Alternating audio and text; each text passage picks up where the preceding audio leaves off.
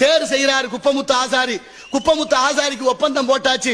ஒப்பந்தம் போடும்போது அவர் சொல்றாரு, மன்னர்களே உங்களுக்கு கூலி எவ்வளவு வேணும்னு கேட்கிறார். கூலி எனக்கு வேண்டாம், நான் என்ன கேட்கிறேனோ தேர் செஞ்சு முடிச்சோன்னு எங்களுக்கு தரணும், அதுக்கு உத்தரவு கொடுங்க, நான் தேர் செய்யறேன்.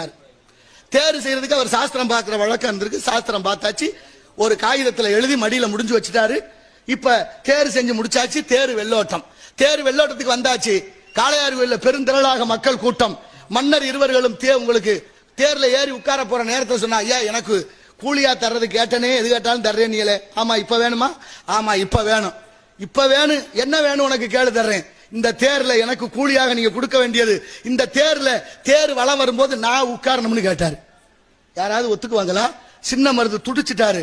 ஆனாலும் சொன்னாரு பெரிய மருது, ஏதோ காரணம் இருக்கு, காரணம் இல்லாம நடக்காது, உட்காரட்டும் விடு அப்படின்னு அனுமதிக்கிறாரு பெரிய மருது. இப்ப தேர்ல குப்பமுத்து ஆசாரி தேர் சுத்தி வருது. ஒரு இடத்துல வரும்போது தேர் சக்கரம் ஒரு இதுல ஏறி இறங்க, மேல இருந்த குப்பமுத்து ஆசாரி தடுமாறி விழுது, சக்கரம் ஏறி இறங்குது. உயிர் விட்டு அவரை கட்டி அழுதுகிறார்கள். மடியில ஒரு காகிதம் இருக்கு, எடுத்து பார்க்கிறாரு. தேர்ல யார் முதலாக சுத்தி வருகிறார்களோ அவர்களுக்கு மரணம் சம்பவிக்கும் என்று எழுதி இருந்தது. மானமறவர்களே, நான் அற்பாயுசு படைத்தவன், நான் இறந்தாலும் பரவாயில்லை, நீ இந்த நாட்டுக்கு நீங்கள் இருவரும் வேண்டும் என்று உயிர் துறக்க துணிந்தானே, அவனை எல்லாம் கொண்டாடணுமா வேண்டாமா? எப்படி வாழ்ந்திருக்கிறாங்க?